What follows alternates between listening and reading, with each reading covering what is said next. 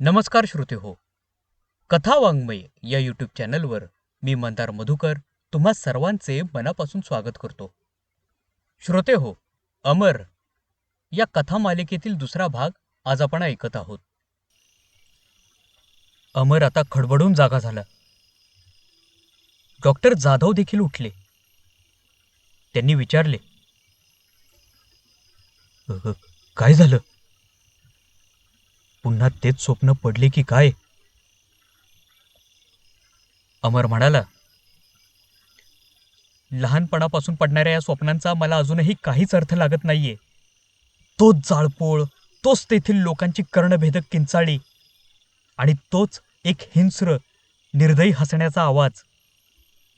Doctor Jadhav म्हणाले, अमर बाळा, मी समजू शकतो, पण तरी देखील आज तू झोपण्याचा प्रयत्न कर, कारण उद्या सकाळी लवकर आपल्याला पुढील मार्गाने मार्गक्रमणा करायची आहे. आता अमर शांतपणे झोपून जातो. दुसऱ्या दिवशी अगदी सकाळी सर्वजण लवकर आटपून तयार होतात.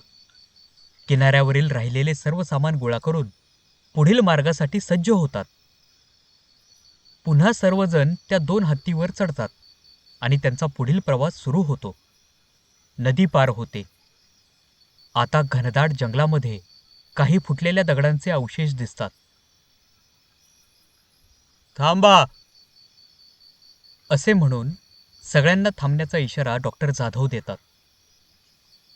सर्जेराव त्यांना विचारतात, काय झालं जाधव साहेब?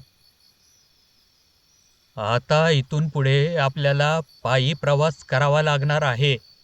आता आपल्याला पुढे जायला हत्तीची गरज नाही. पण कारण काय? सर्जेराव त्यांना विचारतात. डॉक्टर जाधव म्हणतात, या फुटलेल्या दगडांच्या अवशेषावरून मी तुम्हा सर्वांना सांगतोय, कारण हे दगडांचे अवशेष म्हणजे एक प्रकारची कमान असल्यासारखे दिसत आहे. आता सर्वजण इथून पुढे पायीच जाण्याचे ठरवतात. जसे सर्वजण अजून पुढे जाऊ लागतात तसे अजून वेगवेगळ्या प्रकारचे दगडी अवशेष दिसू लागतात.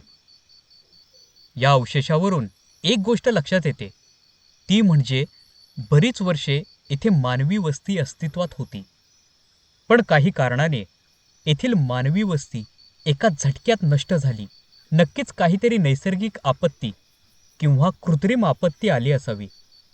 त्या पडझड झालेल्या दगडी अवशेषांवर एकाच प्रकारचे चिन्ह कोरलेले होते. ते चिन्ह पाहून डॉक्टर जाधव यांचे डोळे चमकू लागले. त्यांचा आनंद गगनात मावेनासा झाला. जणू काही इतक्या वर्षांची त्यांची प्रतीक्षा आता संपणार होती.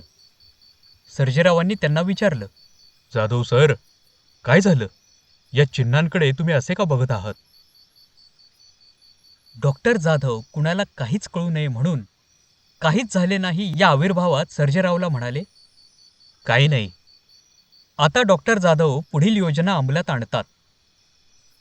ते म्हणतात, डॉक्टर सुर्वे, तुम्ही, सर्जेराव आणि बाकी सर्वांबरोबर इथून पश्चिम दिशेला जा. तिथे तुम्हाला अजून दुसरी जागा मिळण्याची शक्यता आहे. सर्जेराव म्हणाले, अहो जाधव सर, तुम्ही इथे एकटे कसे थांबणार? काळजी करू नका, मी आणि अमर येथील जागा व्यवस्थित पाहून घेतो. सर्जेराव म्हणाले, ठीक आहे. असे म्हणून डॉक्टर सुर्वे, सर्जेराव आणि बाकी लोक पश्चिम दिशेला निघून जातात.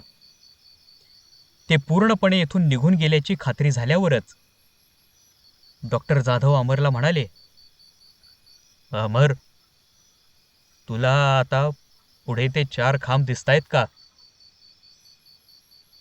हो, दिसतायत. आपल्याला तिथपर्यंत जाऊन त्या 4 खांबांच्या मध्ये उभे राहायचे आहे.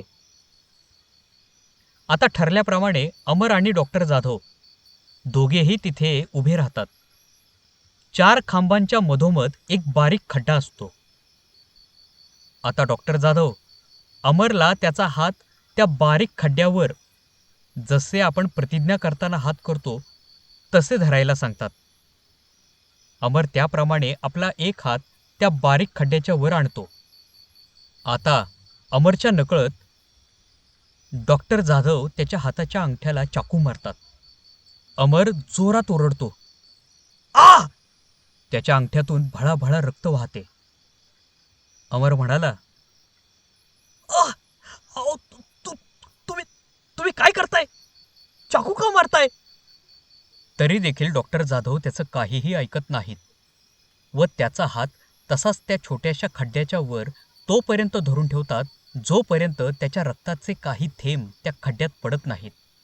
जसा त्याच्या रक्ताच्या थेंबाचा त्या खड्ड्यांना स्पर्श होतो तसे ते 4 खांब पूर्णपणे आपोआप जमिनीत जातात आणि त्या खड्ड्याच्या भागातून एक छोटेसे तळघर उघडते.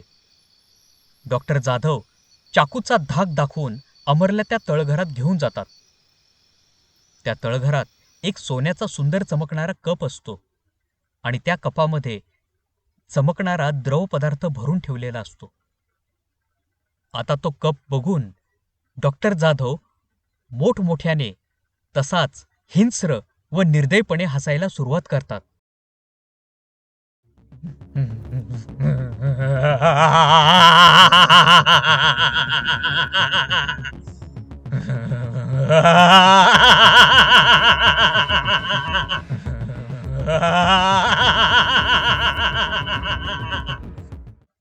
श्रोते हो, अमर या कथा मालिकेचा दुसरा भाग आज इथेच संपन्न होत आहे.